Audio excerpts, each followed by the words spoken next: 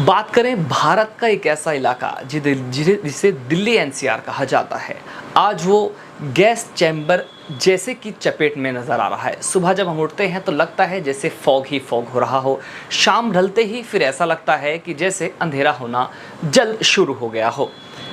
ये इसलिए नज़र आ रहा है क्योंकि चारों तरफ पॉल्यूशन ही पॉल्यूशन नज़र आ रहा है। और बात करें दिल्ली जैसे पोश इलाके की, तो वहाँ भी दिल्ली कैपिटल है भारत की, तो ऐसे इलाके की हमें बात करना इसलिए ज़रूरी हो रहा है क्योंकि आज वहाँ का जो AQI है, वो एयर क्वालिटी इंडेक्स जो है वो 400 तक के पार जा चुका है। ये बहुत ही निंदनीय और बहुत ही सोचने का विषय हमारे लिए है। आज हमारे साथ गाजियाबाद के एक ऐसे मशहूर डॉक्टर मौजूद हैं जिनसे हम जानेंगे क्या कहना चाहेंगे, आखिर इस पॉल्यूशन को, इसका कारण क्या है, किस तरह से ये फैल रहा है और इसको कैसे रोका जा सकता है।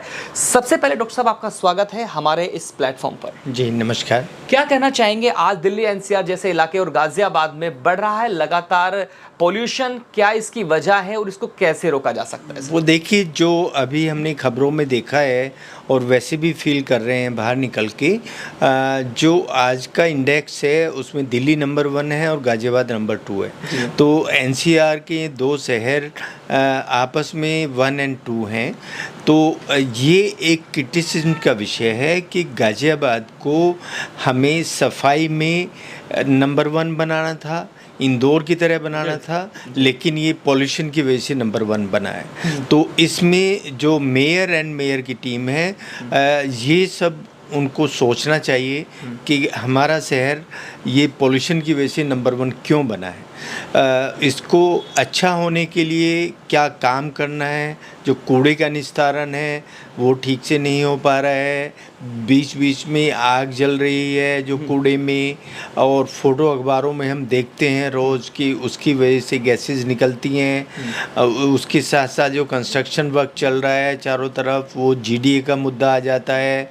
और जो हमारे व्हीकल हैं वो अगर धुआं छोड़ रहे हैं तो वो हमारा सारा पुलिस के ऊपर आ जाता है कि फिर पुलिस क्या देखती है, उनका चालान या उनको सीज क्यों नहीं करती है। इसके साथ साथ जो भी हमारे इस तरह के व्हीकल हैं, 2 व्हीलर्स हैं, उनको सीज करेंगे तो पोल्यूशन कम आएगा। जो पोल्यूशन जांच केंद्र हैं उनको चेक करेंगे, जो सिर्फ नाम के लिए पर्चा काट देते हैं कि आपका 3 साल के लिए सर्टिफिकेट बन गया है, 3 महीने के लिए बन गया है, तो उसको इमीडिएटली बंद कराया जाए। वो एक्चुअल में पोल्यूशन चेक करें और इंजन को चेक करवाएं कि ये पोल्यूशन छोड़ रहा है कि नहीं छोड़ रहा है।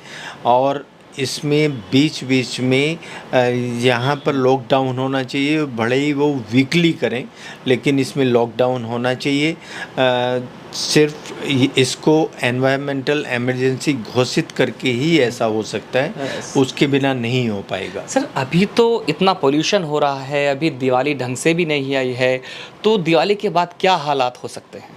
जो दिवाली के बाद जो हालात पिछली बार हुए थे वो 700 से 800 तक गया था। और जो ये है अपना जो कौसाम्बी वाला एरिया, उसमें 1000 तक गया था AQI।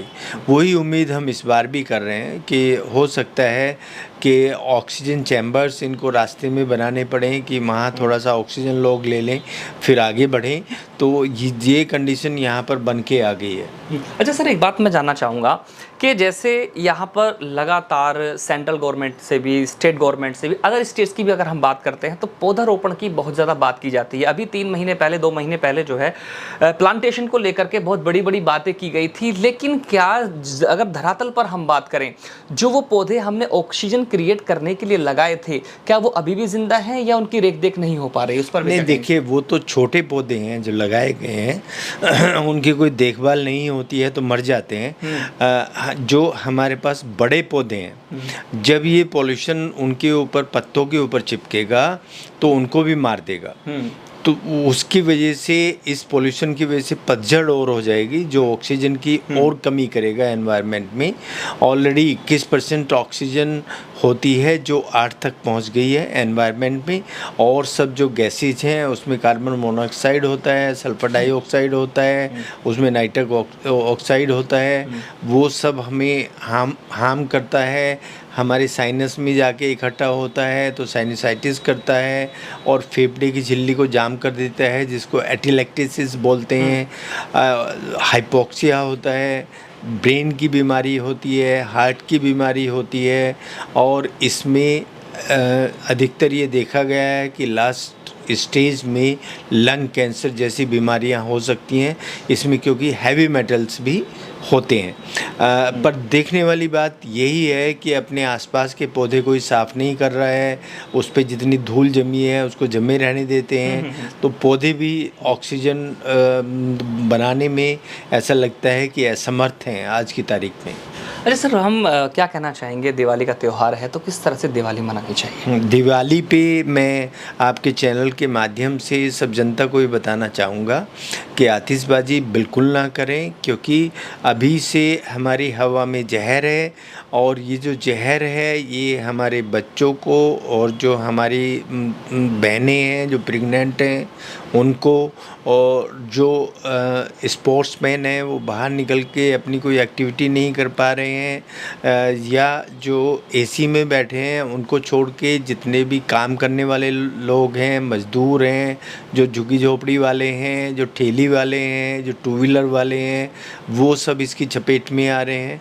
हमारे पास हेल्थ सिस्टम बहुत अच्छा नहीं है, इतने अच्छे कोई आईसीयू या सीसीयू यहाँ सरकारी अस्पताल में नहीं बने हैं, तो सब इसको ध्यान से सुन के इस पे अमल करें और आतिशबाजी इस बार बिल्कुल ना करें। इस दिवाली को सौहार्दपूर्ण तरीके से मनाया जाए, दिए जलाएं और जो भी पूजा करना है पूजा करें।